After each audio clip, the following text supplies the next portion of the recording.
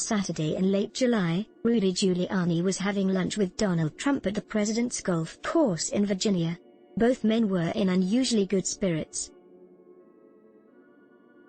Giuliani, the president's sometimes lawyer who is representing Trump in negotiations over the presidential debates, was happy to again be having regular FaceTime with the president after months of coronavirus-related isolation. Trump, who has been glum about the still raging pandemic that has killed nearly 160,000 Americans, the subsequent economic collapse, polling that suggests he's headed for defeat in the fall, and his inability to arrest the slide, was buoyed by a good round on the links.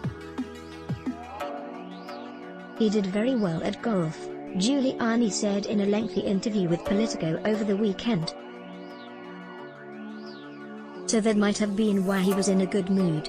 Advertisement. Naturally, the conversation turned to the general election and how Trump might turn things around. Republicans have been bombarding Trump with advice, arguing that his insistence on stoking the same divisive issues, white resentment of minorities, the culture wars, and law and order, that worked so well for him in 2016 appeal only to the Trump diehards and have turned off a broad majority of the country.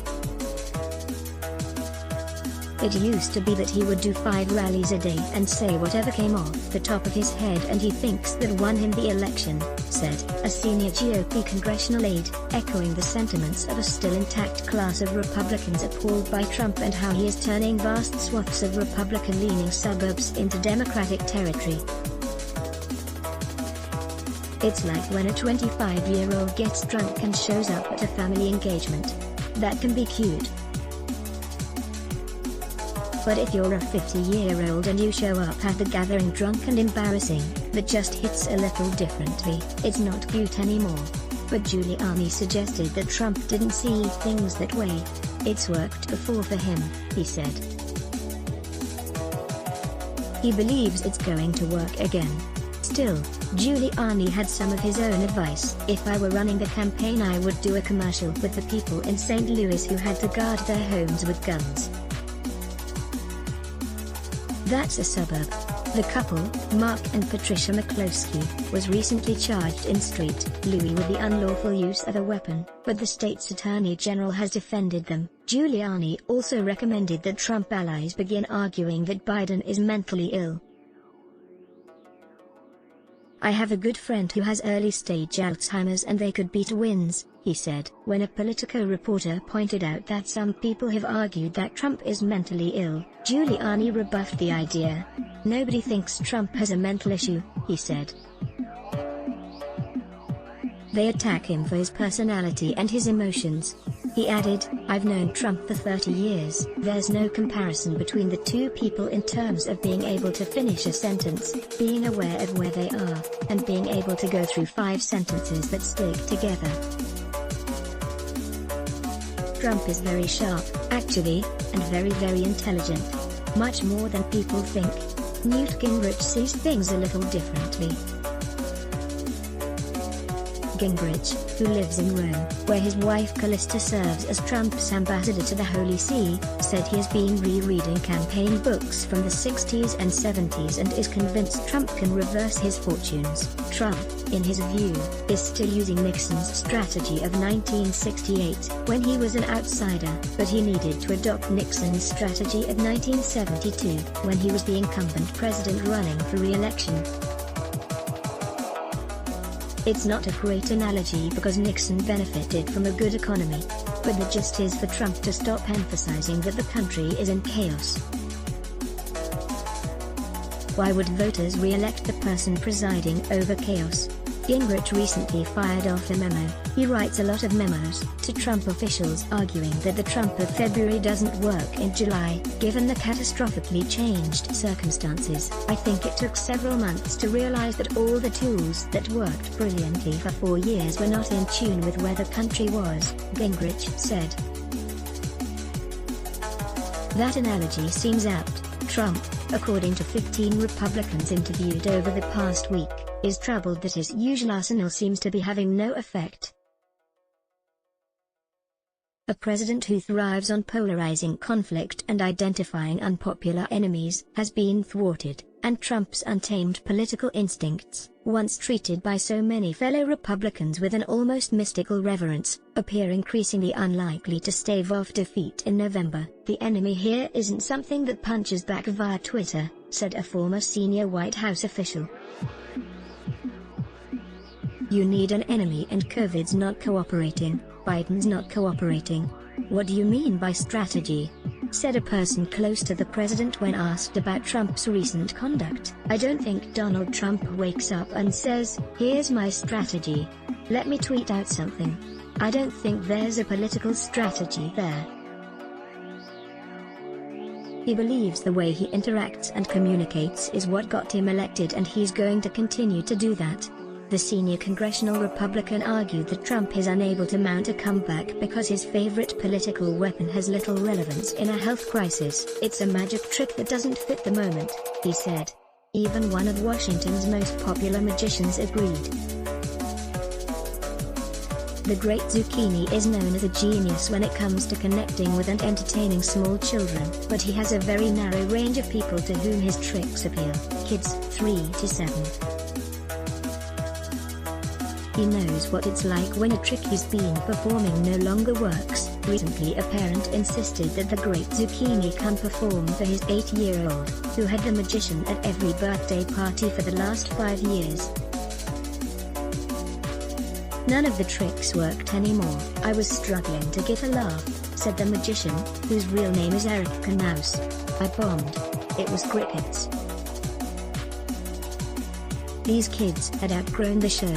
Republicans fall along a spectrum of opinion about Trump's current predicament, from cult-like optimists akin to Giuliani who barely acknowledge any problems, to realists like Gingrich who see the obvious but believe Trump can adjust, to hardened skeptics like the GOP congressional aide who believe Trump is the political equivalent of the Great Zucchini performing at a Sweet 16. The question of Trump's dissent raises the question of whose fault it is.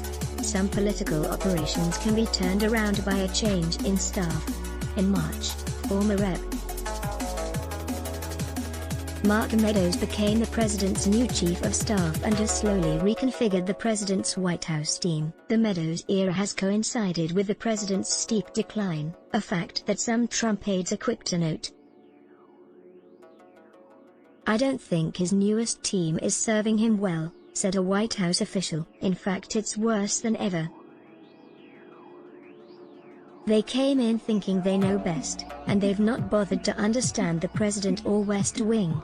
This person suggested the Meadows team is shielding Trump from how dire his situation is. "I don't know if they're giving him the whole picture," the official said. "It's very much Kool-Aid drinkers, and he doesn't want that. He never has." In early May, Brad Parscale, then Trump's campaign manager, bragged that he had spent 3 years building a Death Star and, in a few days we start pressing fire for the first time. It was an unfortunate turn of phrase as Trump actually fired Parscale 2 months later and replaced him with his deputy Bill Stepien. Like the Meadows regime, the unveiling of the Death Star also coincided with Biden's steady rise in the polls. The idea that presidential or campaign personnel are the key to a politician's fortunes is powerful in the media and among operatives competing for power, but it's almost always exaggerated as a source of a candidate's success or failure. Biden won the Democratic nomination despite having an organization that he believed was so broken that he replaced his campaign manager after the victory. The more common view among smart Republicans is that it's absurd to think that Trump's problems could be solved by a new chief of staff or campaign manager. This view is expressed by Republicans with wildly different views of Trump. Gingrich, for example, made the point politely, saying he always thought it was very likely that Parscale would be replaced, that he built a great machine to amplify the campaign message, but that Trump's problem now is what to say, not how to say it. The how part Brad solved. On the other side of the spectrum, Stuart Stevens, a longtime GOP ad maker and former advisor to Mitt Romney, argued not only is the issue not about staff, but it is no longer just about Trump. It's about the entire Republican Party.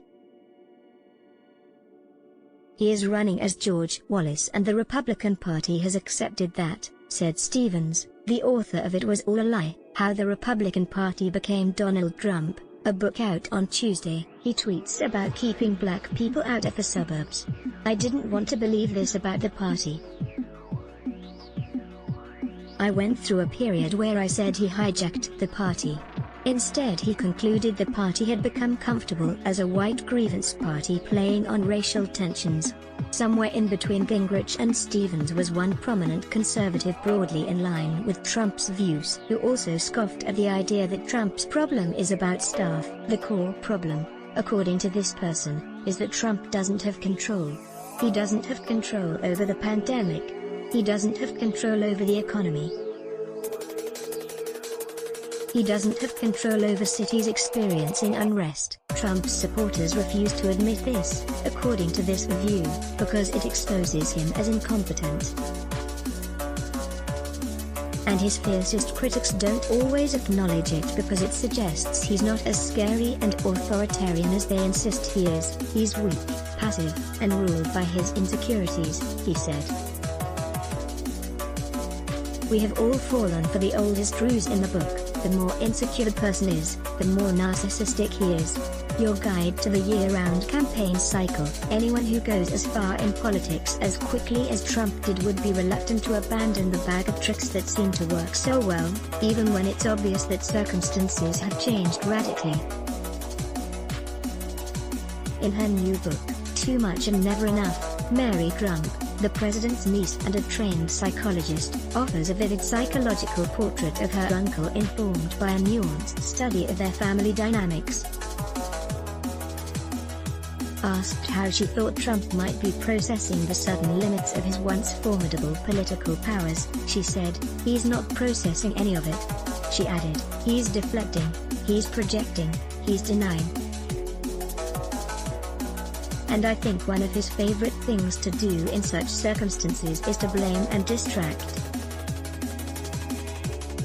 So, it's everybody else's fault and everything needs to be called into question and delegitimized so that he doesn't actually stop winning, you know what I mean? So it's not that he's going to lose the election, it's that he's not going to be able to be allowed to win it." George Conway, who also favors more psychological explanations for Trump's behavior, argued that Trump is not capable of the kind of changes that his fellow Republicans, cluelessly, in his view, promote. "He doesn't know how to make a subtle argument," said Conway, a Biden supporter and vociferous anti-Trump conservative whose wife, Kellyanne Conway, is one of Trump's closest advisors. "He doesn't know how to make an emotional appeal that's inspiring, as opposed to based in hatred and anger, and he doesn't know or care about policy." Conway also argued that Trump's victory in 2016 was the result of a late campaign adjustment engineered by Kellyanne that sounded off some of Trump's rough edges and eased up on fire and fury appeals to the base. "He won in spite of himself," Conway said. "He read from a teleprompter and moderated his message. Now he thinks he did it all himself because of his malignant narcissism." Conway's withering views about Trump are well known, but what's more surprising is how many Trump supporters are starting to echo some of his views. Dan Eberhardt, a pro-Trump donor who recently gave $100,000 to the Trump Victory, the main fundraising committee funding the president's re-election, was candid about the limits of Trumpism in 2020. "The usual bag of tricks did not work in the 2018 midterms, and Trump needs to not forget that," he said. He said there is a complete rethink among Republicans about the campaign strategy that is absolutely needed and hopefully in the nick of time. Trump's misunderstanding of what got him elected in 2016 is at the heart of the problem, Eberhardt argued. Trump's general ability to just feed the base 3 times over and that will carry you to victory is not really a recipe for success, he said.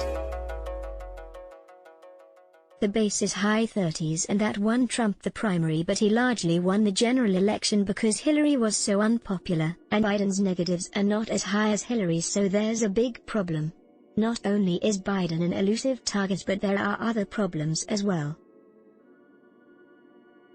Eberhardt rattled them off, Trump no longer had a financial edge over Biden. Voters who want Trump out are more enthusiastic than Trump supporters, and the strategy by some Republicans to assume that the polls were wrong in 2016 and will be wrong this year is doomed to fail. And that's all before the obvious impact of the pandemic and the recession. His confidence is clearly shaken, Eberhart said. He added, as a Trump donor and Trump supporter, I would hope that he's paying attention to the soft center and how to get persuadables over to his side rather than just stoking the fires. He said, I don't think this kind of law and order culture war, like the Mount Rushmore speech, I don't think that's getting him 51% at all. Let's block ads. Why? Show your love for him. Click the link in description. Thanks for watching.